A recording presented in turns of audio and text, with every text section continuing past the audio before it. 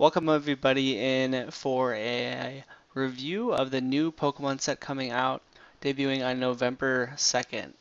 In the US it is going to be labeled Evolutions X and Y. In Japan it is the 20th anniversary set, and they've had it for a little while now, so we have some previous knowledge. This is going to be a pretty quick review, focusing almost completely on the applications of these cards to the competitive format. I know that there are other things to regard, especially that this format will have players who are affected by moral and emotional connections to these old cards that have been reworked and reprinted, at least in an aesthetic point of view. But we are going to jump right in. So we're just using PokeBeach.com for the scans, and we'll go over each card quickly, and then go over some picks and speculations based on the information we have from the Japanese player base and how we've seen the current format with the US set rotation shake out this year. So starting off, we have Venusaur EX. Venusaur EX for 1 green, 2 colorless, does Poison Powder. Applies 60 damage, and then your opponent's active Pokemon is now poisoned.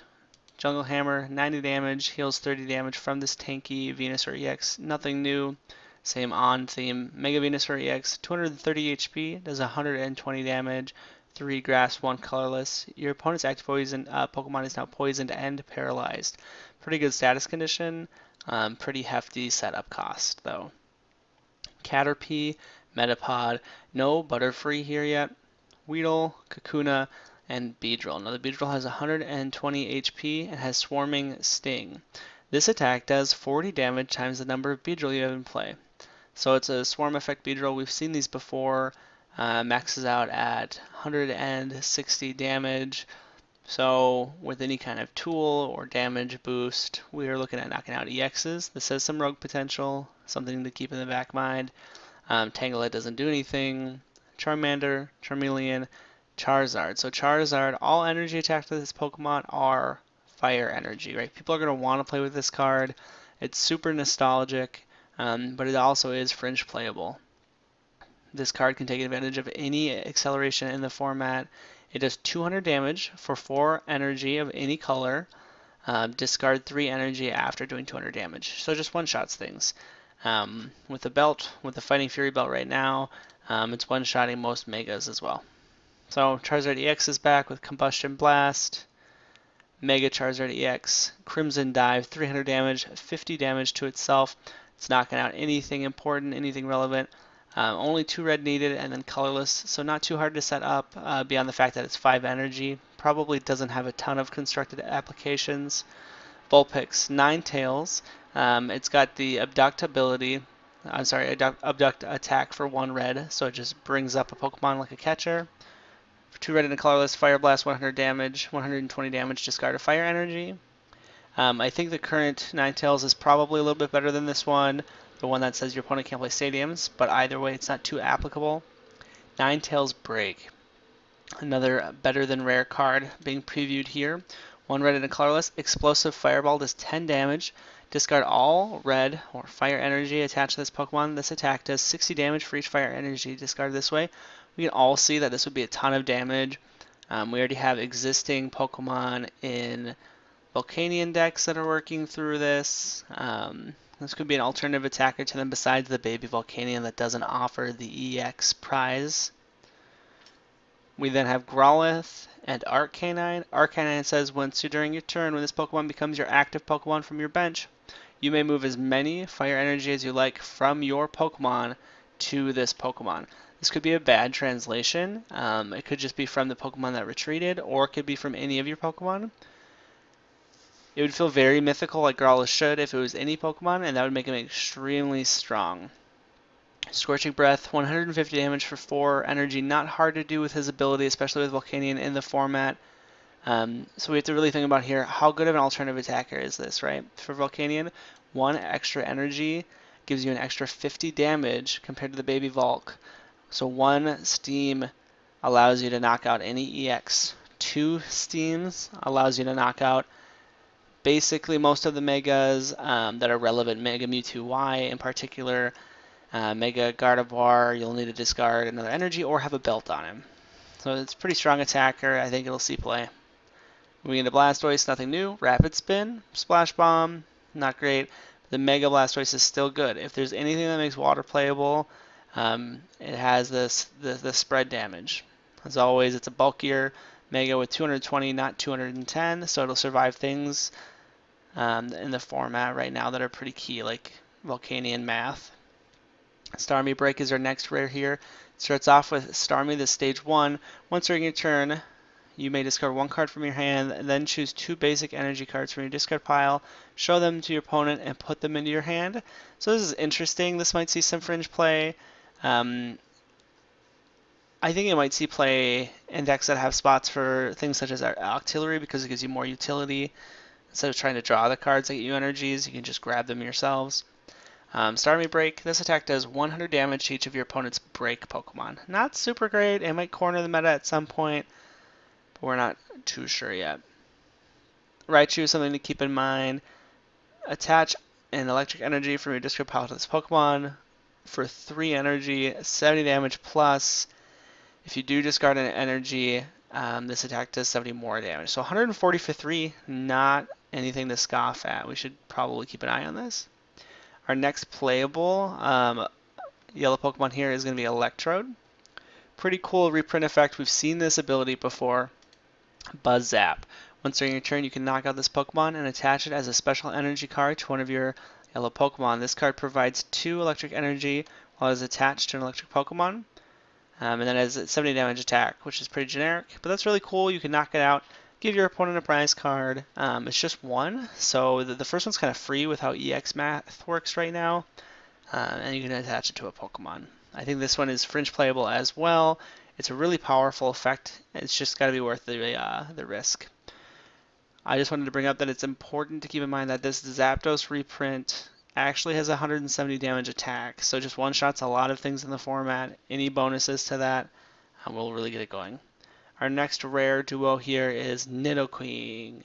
40 damage for Tremor. The defending Pokemon can't retreat. And Tail Swing, 100 damage. This attack does 220 damage to each of your opponent's bench basic Pokemon. It's a pretty powerful swing or spread effect, and that evolves into Nidoking Break. Toxic Pierce, 120 damage. Your opponent's active Pokemon is poisoned, but it's toxic, so you get 2 damage counters in between turns. Pretty powerful effect. It doesn't have a lot of the stage 2 setup support that something like Frogadier brings to the table, so I'm sure we'll see it in rogue decks or fun decks on Pokemon Online, but I don't think it's going to be winning any events anytime soon. Our next Pokemon to take into consideration here is the Mewtwo print. So this is a basic Mewtwo, non-EX. For a double colorless Psychic, 20 damage plus 20 damage for each energy on your opponent's active Pokemon. This seems like initially a pretty good tech against the Mewtwo deck, but it's a pretty low damage scale. With that much, you're going to need a lot of energy on your opponent's Pokemon to be able to knock them out. You can often bait that kind of thing out in the mirror, so it's not impossible, but I don't think it's going to see a ton of play. Obviously, we need to keep it in mind. Its second attack, Barrier, prevent all effects of attack, including damage under this Pokemon during your opponent's next turn. So unless they Lysander or gust you out of place, Mewtwo is also a pseudo safeguarder. Mewtwo EX is the next card. Energy Absorption. This is an interesting card. It feels a lot like an early on Mewtwo from base days. It also feels like a Mewtwo kind of combined with the higher HP, etc. That was in Diamond and Pearl. So attach an energy card from your disc pile to this Pokemon, heal 60 damage from this Pokemon, and Psyburn for 4 energy does 110. It's not better than the current Mewtwo EX. It might see play after another rotation, but for now it stays where it's at a fringe playable. Mew, 40 HP, something to keep in mind. Prevent all effects of attacks, including damage done to this Pokemon by your opponent's evolved Pokemon. So it's another safeguard-like effect, something to really keep in mind. It's interesting. Stops Megas, stops breaks. Very cool card. 30 damage flip a coin of heads. Your opponent's active Pokemon is now paralyzed. Jump target if we ever get a good jumping attacker. The next set of Pokemon that I think we'll see play, Machop, Machoke, Machamp. Okay, Machamp has ability that is Strikes Back. If this Pokemon is your active Pokemon and is damaged by an opponent's attack, place 3 damage counters on the attacking Pokemon. It's got half a balloon ability, and then the Machamp Break is the headliner here. So 190 HP Break Pokemon is really strong. 3 Fighting Energy, Lasso, Boomerang, 100 damage.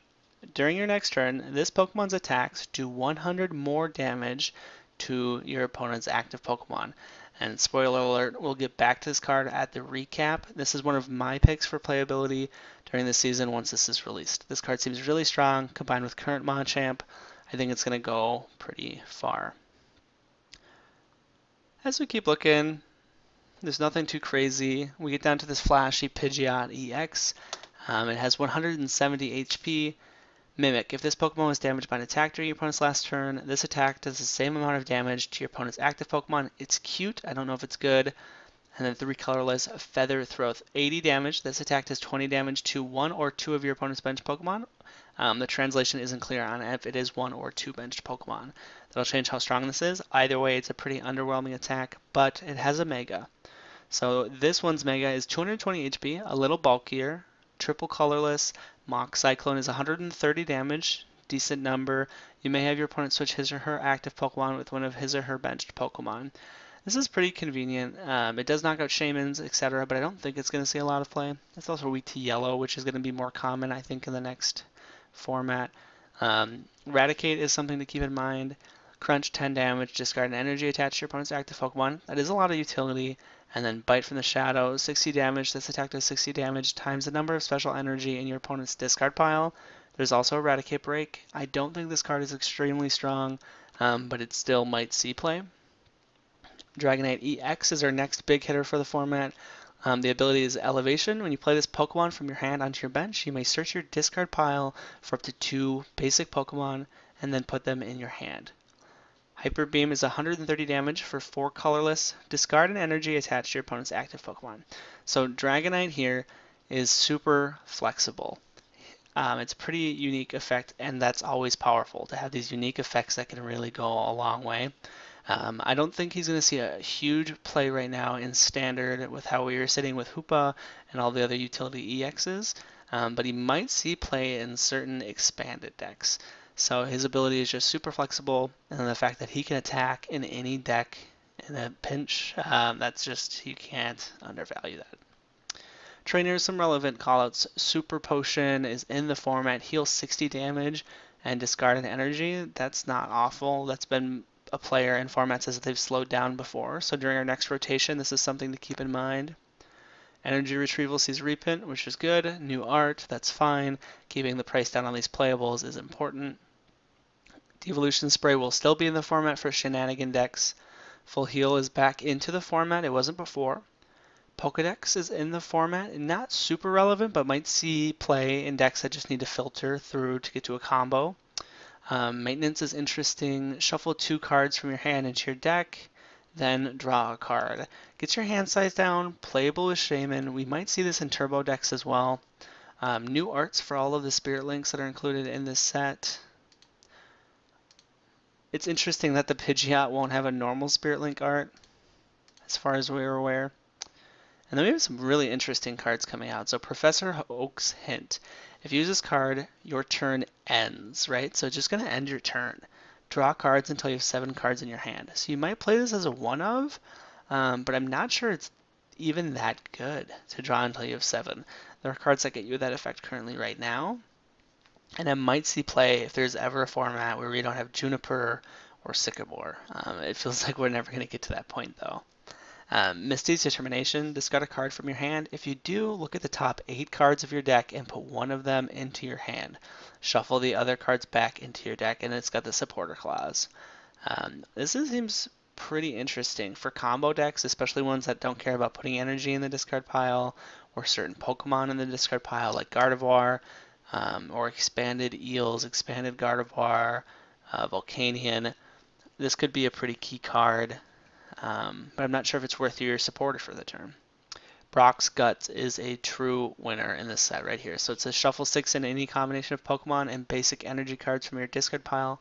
back into your deck. This will see immediate standard play, and it might be fighting for Karen and expanded. Karen does a better job of shutting off Night March for the expanded decks.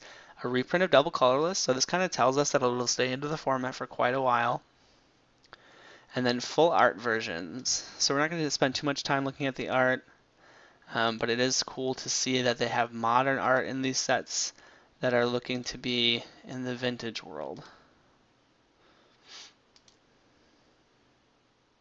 Wow, that card is really big art.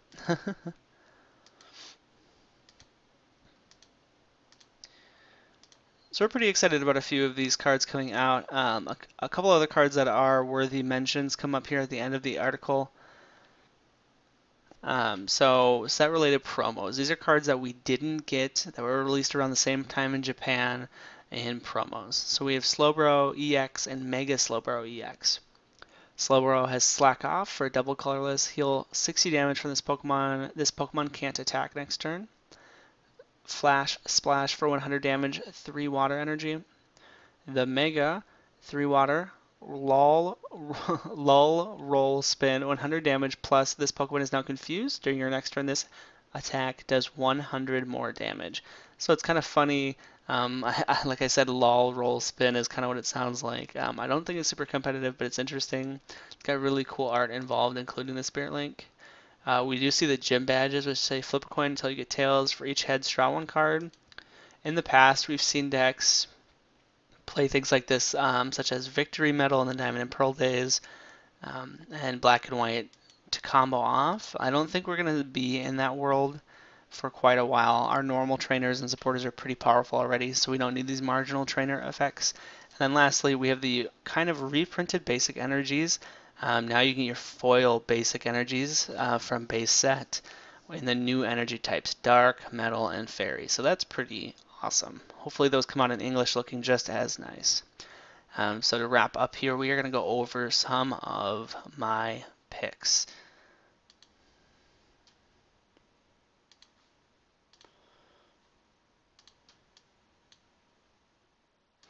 So these are our picks. So what we know is going to be called the known quantity. So Arcanine that comes out in this set, Arcanine Break, if you didn't know, comes out in the next set, and then existing Volcanion. So when we look at Japanese tournaments currently, I can't remember if Break is a promo or if it comes out in their next set. They are playing this deck, right? So they are playing this new Arcanine that lets you move all of your fire energy to him when he becomes your active Pokemon with Arcanine Break.